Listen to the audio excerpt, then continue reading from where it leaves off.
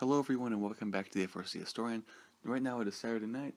We all just enjoyed a Houston World Finals where some records were set, a record that a lot of people were talking about was not broken, and overall an explosive finals with the first time of there ever being a rubber match in the Two Worlds era, the first one since 2016, and also a very interesting one in how it came about. So first off, I'm going to start out with the winner and finalists of Houston Worlds. So the winners were actually the second ranked in the round robin. First ranked was Turing. A lot of people were talking about Turing curse, where Turing could never do well. Where in 2017 and 18, out of the 10 round robin matches their alliances played, they lost all 10. Right now, Turing in round robin is 5 and 10, with 254 the Cheesy Poofs, 33-10 Blackhawk Robotics, 69-86, and 948. The Turing division going 5-0 in the round robin. However, in the finals, winning the first match and then losing the next two to become the Houston World finalist. And now, on to the other one. We have Newton, who was second, consisting of 973, 1323, 3026, and 4201. So for the Greybots captained their alliance, and they did exceptionally well, winning the championship. And one nice thing to see was that 5026, the Iron Panthers, and 4201 of this alliance, this was actually the first ever competition that they'd ever won. 4201, the Vitruvian Bots had won Chairman's and Woody Flowers banners before, but they never actually won a competition. Neither had 5026. This is a nice thing to see. It was the same sort of thing as 2708 last year, who won Worlds.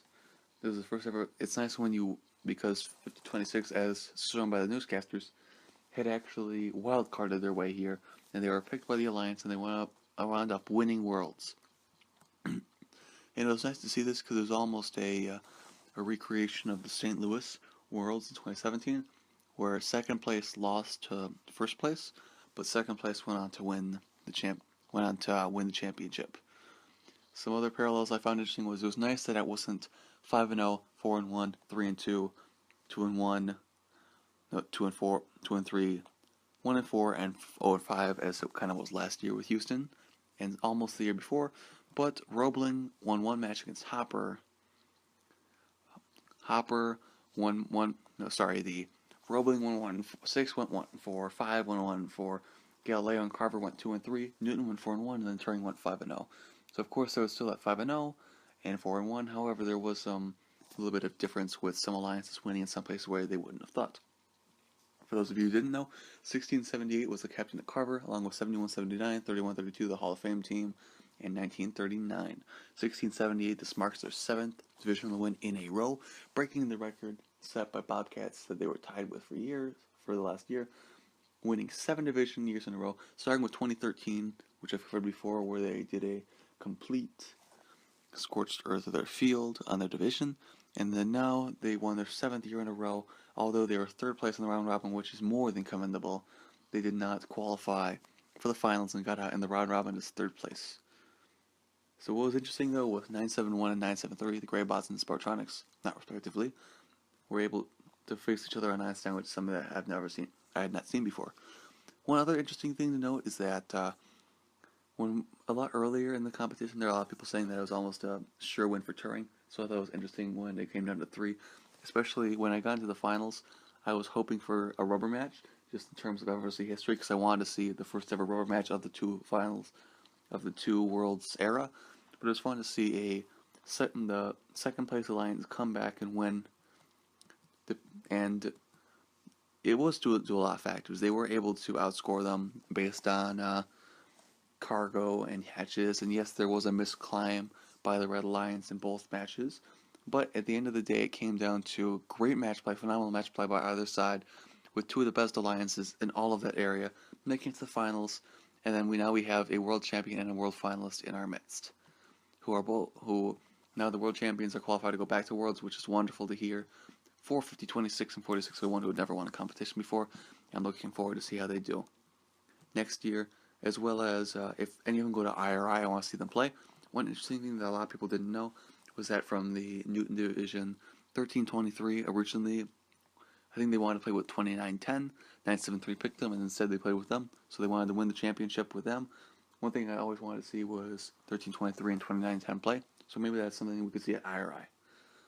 Now moving on to the awards category, there were 3 Houston Chairman's finalists, those being 2682, Boneyard Robotics from North Carolina.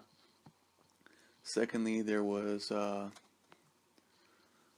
3646, actually a team from Istanbul, Integral, sorry if I get rid of this, Başezia, who actually won Chairman's, then who won Chairman's at the Istanbul, Woody Flowers at Bosphorus, and then won the Galileo division. And then, of course, once they won the Galileo division, they didn't physically play, but they did make it to Einstein. And the winner of the Chairman's Award in Houston 1902, our 29th inductee into the Hall of Fame and the 27th living member of the Hall of Fame, with of course teams Double Deuce and the Labsters no longer existing. And 1902 is a team from Florida, Exploding Bacon, and they'll make a welcome addition to the first Hall of Fame. One thing to note, though, is that there were actually 3 finalists last year. 1311 Kell, who became a member of the Hall of Fame. 2468 team Appreciate from Texas, who actually got EI in Texas.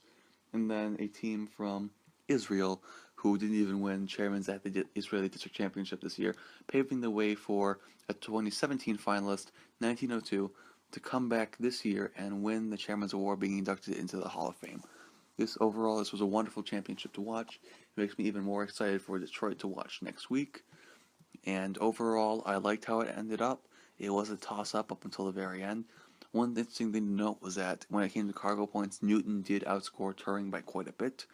And if you're looking at who has done the best over time, Newton has been doing significantly well over the past 3 years. Turing won 5-0 in the round robin. They're going 5-10, which is nice to see that they were able to go 5-0 on the round robin this year, despite there being a subsequent curse. But one other thing that was nice to see was that the Woody Flowers Award is held by Alan Gregory IV from 3847. One nice thing is that he's actually a first alumni, and I want to see he's the youngest mentor to ever be nominated for Woody Flowers and win it at the Houston Championship. He was originally nominated in 2014, and he was renominated this year, and he went on to win the Woody Flowers Award at the Houston Championship, and now he'll receive it once again at the Detroit Championship. Thank you all for listening. I really enjoyed it. If you want me to cover anything else before Detroit happens, I'm really looking forward to that. So once again, thank you all for listening, and goodbye.